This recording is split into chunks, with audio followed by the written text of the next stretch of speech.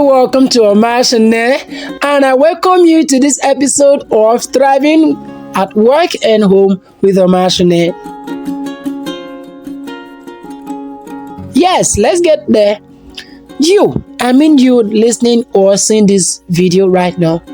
Have you ever felt drained by networking events? Yeah. What if I told you that introverts' secret edge when it comes to building real relationships? And that is what I want to do today, because I'll be unlocking networking for introverts and effective relationship building. This is so that you can not just only connect widely, but deeply as well. Now, before we even go deeper into this discussion, why should networking matter? But the first thing I would like you to understand is networking isn't just an extrovert game. It's a learnable skill that introverts can master by playing to their strength. Instead of chasing dozens of business cards, for instance, you focus on quality over quantity. Set your clear goals and choose your small groups or even one-on-one formats. These authentic connections fuel mentorship, collaboration, job leads, and ongoing support. And this one gets you no draining, and no mixer is required on this. You getting that? Now, let's look at something deeper. Let's check out your superpowers. Introverts are known to be deep listeners with empathy. So you tune into others' needs and build trust fast. You guys are thoughtful and reflective. So you process info internally, and because you've done that, your follow-up questions and insight land with impact.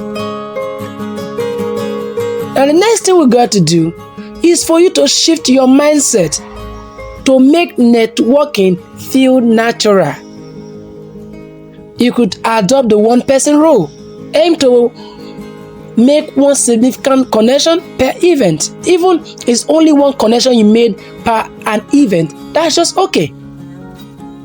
Then you should make it as networking should be equal to learning.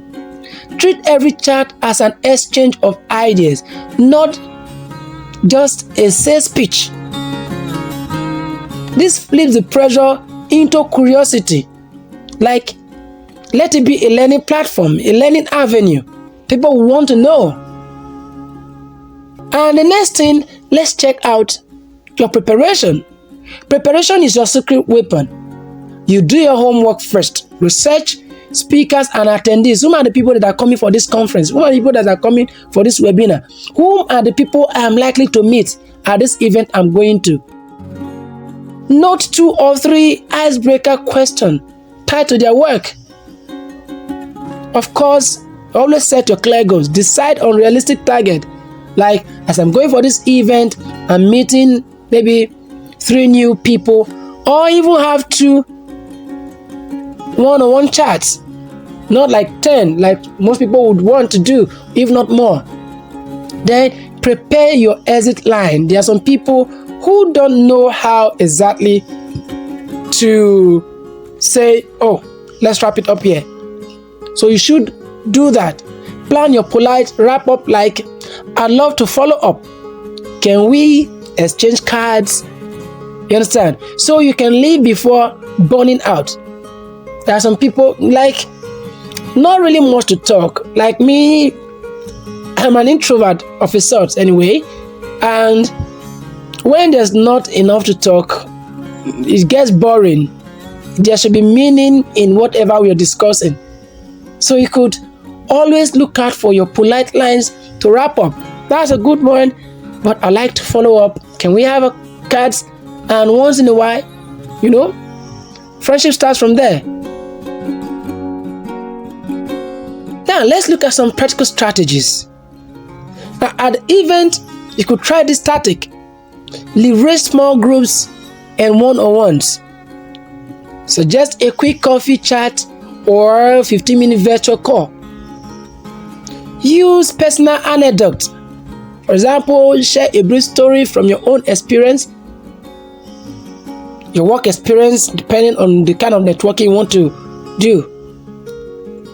And let me tell you, it's always quite memorable and it humanizes you when you share your anecdotes, when you share your experience, when you use personal anecdotes. It humanizes.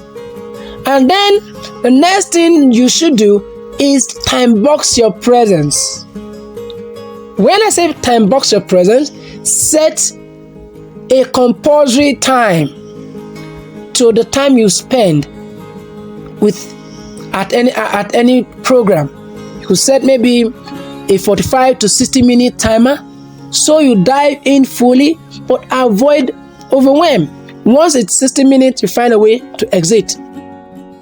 So every time you spend is always that 45, that 50, that 60 minutes you spend, they are all focused on what you came there to do. Your mind is not divided at that point in time. You're not thinking about the deadline elsewhere that you need to conclude or you need to meet.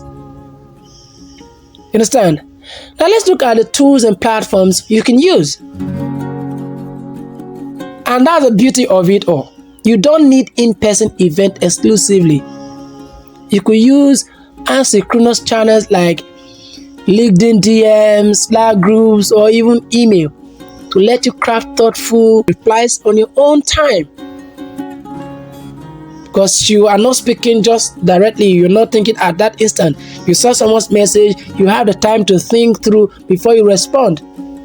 And you could also choose to attend digital events and webinars, engage in chats or Q&A sessions, connect one-on-one after the session without the live crowd pressure. You get what I mean? Now the next is, after you've gotten that connection, is for you to build the relationship and maintain it. And that is where follow-up matters. And the follow-up is where introverts shine. Prompt follow-up. Within 24 to 48 hours, send a personalized note referencing something you discussed. Offer value first. Share an article, introduce them to a contact, or even invite them to an upcoming event. Give cement to your connection. When you've given value, you are sure to have value in return. Now let's look at some action plans you can take. And if you're ready to put them into practice, this is it. First thing is mindset check. Write down one limiting belief you reframe. Is there anything that is making you not to socialize, to network? Write it down. Check your mindset. Then research and set your goal. Pick up an upcoming event. Research 2 attendees. Set one connection goal. Okay? From this event I'm attending, I would like to make one connection and strive to achieve it. Then the next, which is the third action plan, is conversation prep. Draft 3 open-ended questions plus 1 personal anecdote. So once you do that, the next is you could plan your event execution. Apply the 1-person rule and time box your presence. Time boxing is very, very important, because if you don't time box, there are some people that actually can talk for Africa. God. So you need to time box your presence. Once the time is up, of course you don't need to make it loud. Your device could be vibrating in your pocket and it's time to step on. And you politely excuse yourself. And then have a follow-up plan. Within 2 days, send a customized message offering a resource or intro. And from there, you're building your relationship. By leaning into your introverted strength, which is deep listening, thoughtful reflection, and genuine curiosity, you transform networking from a chore into an enjoyable pathway to lasting relationships and career growth. And if this resonated, please hit the subscribe button on YouTube and leave a review on the podcast and drop a comment. What's your one person rule goal for your next event?